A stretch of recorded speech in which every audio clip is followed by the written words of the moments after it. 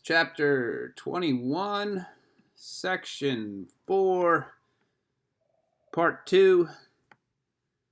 And in yesterday's lesson, or our previous lesson, we talked about Russia during this time period and what a czar was. A czar was a emperor of Russia, and we started to talk about Peter the Great.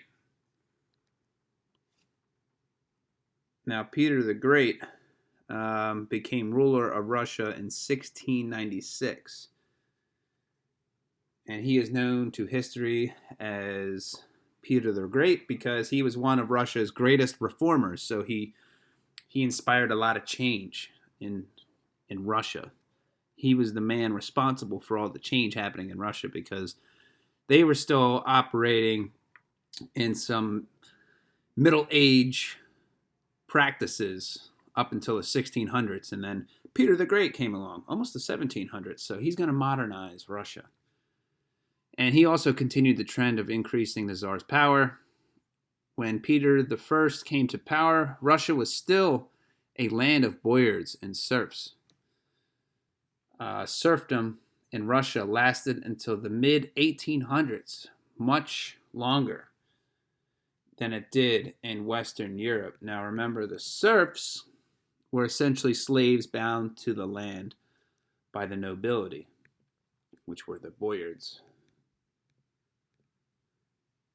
Now, Russian landowners wanted serfs to stay on the land and produce large harvests. So to collect some food, the landowners treated the serfs like property. So they were slaves. When the Russian landowner sold a piece of land, he sold the serfs with it. Wow. So these guys were tied to the land. Landowners could give away serfs as presents or to pay debts. Hey, here's a serf for you. Not talking about the surf like I do, surfing on the waves. These are people tied to the land in Russia in the 1600s and up to the 1800s. It was also against the law for a serf to run away from their owners. Yeah, these guys were slaves. All right, so here's Russia, all in yellow. So most boyards knew little of Western Europe. Western Europe would be over anywhere. Here's Russia. Western Europe would be anywhere west. So Germany, France, Spain, Great Britain, that's all Western Europe. In the Middle Ages, Russia had looked like Constantinople, not Rome, for leadership. So they weren't looking at Rome for their leadership. They were looking at a totally different place called Constantinople. The Mongol rule had cut Russia off from the Renaissance and the age of exploration. So here are the Mongols down here. So these guys were kind of they didn't want to go into this area because you had this guy back in the day called Genghis Khan, and his descendants were controlling this area where you wouldn't want to go there. So they were going to cut Russia off from basically anything modern enhancement, modern technology at that time. Geographic barriers also isolated Russia. So you got the Arctic Ocean, and its only seaport was in North Russia. And it was choked with ice most of the year back then. So you're not going to be able to even get ships into this area. It was all pointless. A few travelers could reach Moscow, and usually they were Dutch or German, and they had to stay in a separate part of the city just because of all the walls and stuff. Religious differences widened the gap between Western Europe and Russia. The Russian had adopted Eastern Orthodox, a branch of Christianity. Western Europeans were mostly Catholics or Protestants, and the Russians viewed them as heretics and avoided them. So they didn't like them. In the 1680s, people in the German quarter of Moscow were accustomed to seeing the young Peter striding through their neighborhood with his long legs. So Peter visits Western Europe. So like I said, this is what's going to change Russia. Peter was more than 6.5 feet tall, so back then he's a pretty tall dude. He was fascinated by modern tools and machines the foreigners had and their shops. Above all, he had a passion for ships and the sea. The young Tsar believed that Russia's future depended on having a warm water port. Only then could Russia compete with the more modern states of Western Europe. Peter was 24 years old when he became the sole ruler of Russia in 1697. 1 year later, he embarked on his grand embassy, and this was a long visit to Western Europe. One of Peter's goals was to learn about Europeans' customs and manufacturing techniques. He wanted to know how to build things. Never before a Tsar traveled among the Western heretics. Peter the Great had the mind of a genius and the body of a giant and the ferocious temper of a bear, so you wouldn't want to mess with this guy. He was so strong that he was known to take a heavy silver plate and roll it up as if it were a piece of paper. Yeah, right. I don't believe it. If someone annoyed him, he would knock the offender unconscious. Peter dressed in the plain clothes of an ordinary worker to keep his identity secret when he traveled to Europe.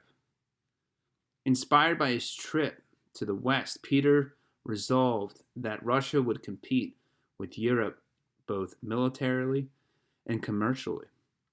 Peter's goals of westernization, of using Western Europe as a model for change, was not an end to itself. Peter saw it as a way to make Russia stronger. Very important. Although Peter believed Russia needed a change, he knew that many of his peoples would disagree. As he said to one official, "For you know yourself that though a thing could be necessary, our people will not do it unless forced to." To force change upon a state, Peter increased the powers as an absolute ruler. Peter brought the Russian Orthodox Church under state control, so he was going to control the church. He abolished the office of the patrician, and that was the head of the church. He set up a group called the Holy Synod to run the church under his direction. And like Ivan the Terrible, Peter reduced the power of the great landowners. He recruited men from lower-ranking families and then promoted them to positions of authority and rewarded them with grants of land. To mobilize his army, Peter hired European officers who drilled his soldiers in European tactics with European weapons. Being a soldier became a lifetime job, and by the time of Peter's death, the Russian army numbered 200,000 men. To pay for his huge army, Peter imposed heavy taxes. And as a part of his attempts to westernize Russia, Peter undertook the following. He introduced potatoes, which became a staple of the Russian diet. Now, if you remember, potatoes came from America, but they were probably shipped to Western Europe, and then he imported them from Western Europe. He started Russia's first newspaper and edited its first issue himself. So he's even taking control of the newspaper. Man, what propaganda. He raised women's status by having them attend social gatherings. Ah, very nice, Peter the Great. He ordered the nobles to give up their traditional clothes for Western fashions, and he made them cut off their beards. Oh no, don't cut off their beards. They work so hard to grow it. After his trip to the West, Peter resolved that Russia would compete with Europe on both military and a commercial term. He advanced education by opening up a school of navigation and introducing schools for the arts and sciences. Peter believed that education was the key to Russians' progress. I think that's key to any society is education. In former times, subjects were forbidden under pain of death to study the sciences in foreign lands. Now subjects were only permitted to leave the country. Many were forced to do it. Wow. So education is key.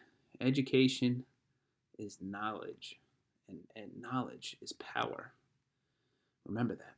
To promote education and growth, Peter wanted a seaport that would make it easier to travel to the west. Therefore, Peter fought Sweden to gain a piece of the Baltic coast, and after 21 long years of war, Russia finally won the window on Europe that Peter had desperately wanted.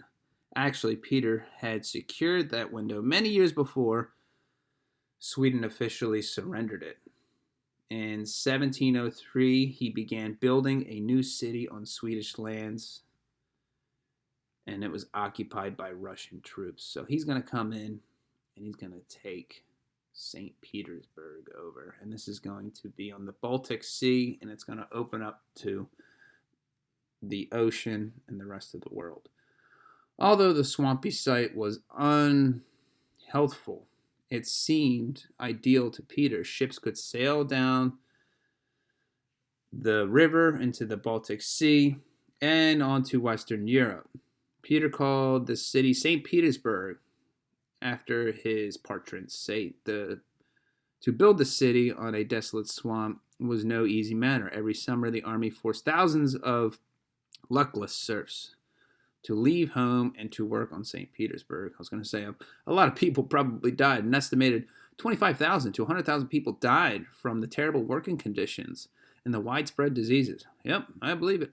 When St. Petersburg was finished, Peter ordered many Russian nobles to leave the comforts of Moscow and settled in his new capital. In time, St. Petersburg became a busy port. For better or worse, Peter the Great tried to westernize and reform or change the culture of government in Russia. To an amazing extent, he had succeeded. By the time of his death in 1725, Russia was a power to be reckoned with in Europe. Meanwhile, another great European power, England, had been developing a form of government that limited the power of absolute monarchs. All right, so that is your lesson for today. We will get into that other form of government next lesson. So hopefully you learned something about Russia today. Peace out.